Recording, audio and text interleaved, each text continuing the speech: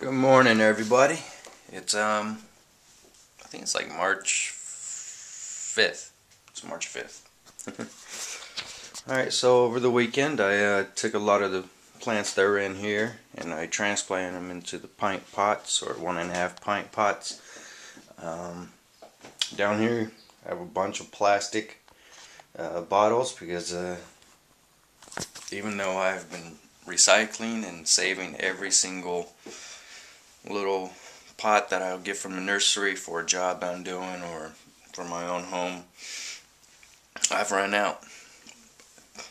I'm shocked. I never thought I'll ever use every single little pot that I have. Now I just have the big gallon, 2-gallon, 5-gallon pots, which, you know, there's no point in transplanting something so small into one of those larger pots. Plus it'll take a lot of soil. So I went ahead and planted some corn. You don't need to do your corn in starter sets. You can do them straight in the ground. They're very easy to germinate, but for the sake of selling plants, which is my goal this year, is actually to sell plants. I need to get them started in the starters. Probably won't hurt, you know. I like to do mine just in the ground. I don't have to worry about it. So we still have some tomatoes that I haven't moved over yet. These are still, you know, fairly small. This one could probably go and get into a transplant. What is this? This is the Black Sea. And a couple over here. Oops, we got pinched a little bit. Come on. Oh well. That's the black tomato. It's just called black. And this is another Cherokee purple. All my chilies are outside. There's still a couple here and there. My little guy Edison, he likes to lay on top of this because of the heating pads, and he just spreads out, just full on, just comfy. And that's why you see, like that one, this one's dead, that one's dead. This one looks like the top was eaten off. So all my chilies germinated, and the ones that survived cat abuse were transplanted into larger pots. So I'm going to show you guys where they're at right now. I don't know if how many of you guys ever, I don't know how many people use the Farmer's Almanac. This one right here. I use it every single year. It's usually, you know, it's right on. It's usually spot on. It's telling me when the last frost is going to be, when when the rain is going to be, wind. Excuse me. But for some reason they changed it this year. I don't like it. I really don't like it. The information seems to be right, but the old version, they'll at least tell you which degree difference in temperature is going to be, and it's usually more descriptive. I'm not finding the description is, most of it's all high deserts, which is extremely different weather patterns than what we have right here. For the high deserts in the region that covers mine as well, is saying you can't do anything until June. I'm like, what? We just kind of had a heat wave, you know, 80, 90 degree weather, and today is starting to cool back down, and then it's just going to warm right back up. So, yeah, anyway. So here are my tomatoes. These are the ones that were sitting in the window ledge on top of the shelf I built. They were getting pretty big, so I was like, you know what, I'm going to move them outside.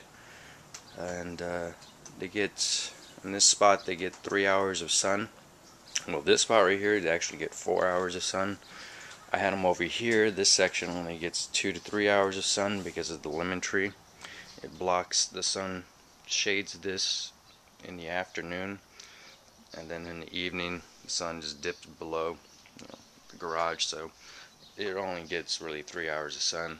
This one gets 4 hours of sun because it's not getting much protection or shade from the lemon tree. Yeah, so those are more tomatoes down there. That's a chili. What kind of chili is this? It says spinach. That's not right. There we go. Bell pepper. I'm pretty sure that's probably another bell pepper right there. I know these are chilies. These are habaneros. This is the Caribbean habanero. This is the white habanero. There's a Tasmanian hab. There's poblano. There's jalapenos. I already said Tasmanian. Butch tea scorpions. Yep, butch tea. Only 2 of them out of the 6 I planted survived.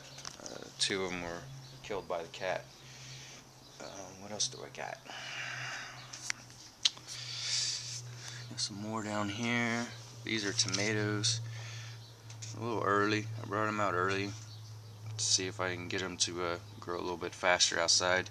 This is the Rutgers Red. Another Rutgers Red.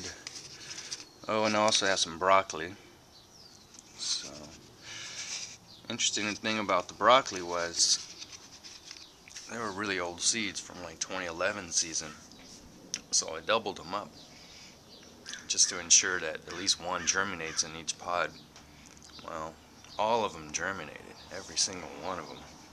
So, just good. I was able to separate some of them, some I wasn't able to, which is too bad. Here's a yellow pear. And, yeah. As you can see, this is why I've used every single container. Every single one I have. And, yeah. Some elephant ears. And another plant, I don't know what it is, but I'm going to figure it out. I recently purchased a landscape design software through HGTV. That's supposed to have up to, what was it, 7,500 different varieties of plants you can choose from. And you can, you type in, you put in your coordinates, your schematics of your garden bed, and you can move stuff around, and you can do 3D, you can do like a walkthrough, and so hopefully I can find that in their database, along with just providing information about, well, besides just giving you a wide variety of plants to select from, they also give you information on how to grow them. So that'll be good. Also, over the weekend I went ahead and, as I call it, wake up the plants. Alright, so they've been asleep all winter. Been feeding them high potash for root development, and just over the weekend I gave it nitrogen, phosphorus, some more potassium to kind of wake them up, get them to start flowering so we can have flowers by Easter. I also went ahead and trying to wake up the grapes. What I did is I loosened up the soil around the root ball, and I poured just compost down there, mix it in, and I put a slow hose on it and just let it drip for hours and hours and hours and hours. And usually within a couple weeks I'll start seeing little buds pop up, spots. And I apologize about the dog. I don't know if you guys heard that dog many times. And I went over there and talked to the neighbor a few times, like, hey, can you do something? Because the dog just keeps barking, just constantly. Oh, so new addition here. This is a hand-tossed Chinese pot. I don't know what hand-tossed means, but I'm guessing hand-tossed. They use their hand. I got it off Craigslist for 40 bucks. These pots, shit, 40 bucks would only buy you maybe just that rim. So these pots usually go anywhere from $200 to $400.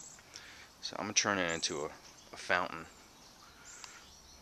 And this thing is deep, 4 feet tall. and I'm thinking about putting it over there. And then I just want to do a succulent picture wall.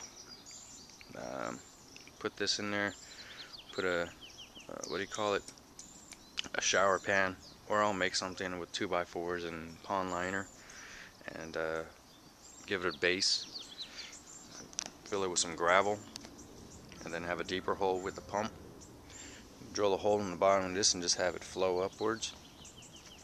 I'm still trying to figure out what kind of water feature I want to use.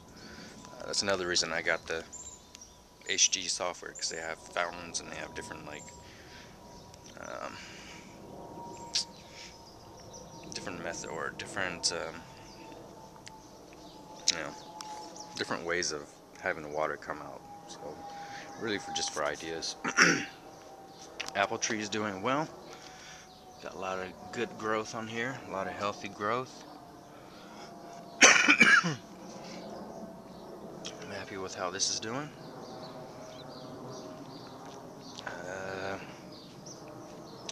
Cherry tree, a dwarf black cherry, it's doing well. Lots of new growth.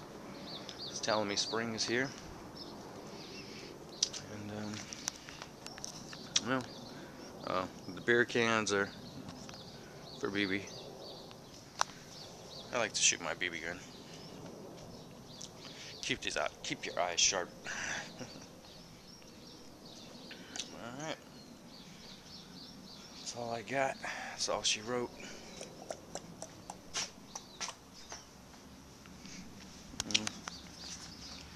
My girlfriend's getting into interior design with her sister. It's fun. So now she's gonna start trying to tell me what I can do and cannot do in the garden. It's not cool.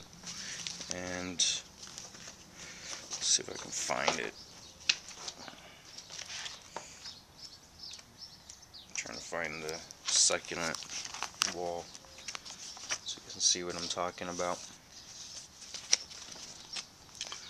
So yeah, it's basically a picture frame with some chicken wire.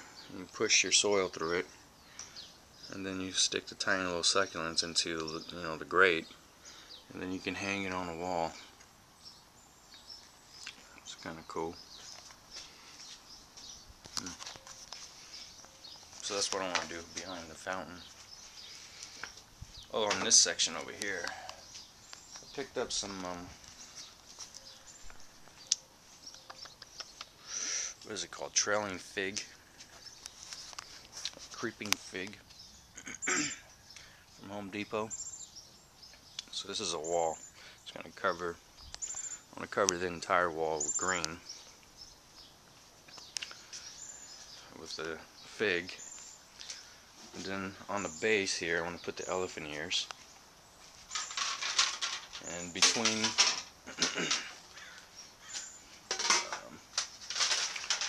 and also along the wall with the green, I'm going to put these license plates into these squares and have the fig grow around them. And yeah, got a whole bunch of license plates. Seaburn, apple, whatever. That one's completely random. Chattel too. Oh, that's another one of the other ones. 7D55375. I don't know. Oh, this Lake Tahoe. Yeah, overheated. Like that one. Good old Lone Star, Texas one. Another California. I have a Colorado right there. And there's a Louisiana one hiding right behind that. When I used to work for a car dealership, one of my duties was to surrender out-of-state or surrender license plates to the DMV after they're voided in the system. Sometimes I just didn't get around to going to DMV. And then I lost that job. This was a long, long time ago. 8, 9 years ago. And yeah, I just ended up keeping them. I always wanted to do something with them, like make lunch boxes or stuff like that, but Never got around to it, but now I have a good idea of what I want to do with them. Another thing I needed to do is actually I need to go in here and clip all these baby leaves. There's no longer a need for them, so I have a little pair of scissors, tiny little scissors I can do that with. Alright, well, I hope everyone's season's going well. I'm gonna try to spend a lot more time on YouTube this year. Last year I kind of faded out. I learned a lot just from watching other people's videos, and I learned a lot from people's suggestions and the comments they leave. Like it's a constant learning process. If anyone has any tips on growing watermelons in this area, it's zone 7 through 9. Let me know, because I've tried watermelons a few times and they never grow. I never get a single melon. Pumpkins do extremely well, but watermelons, no. So, any suggestions? Please pass them on.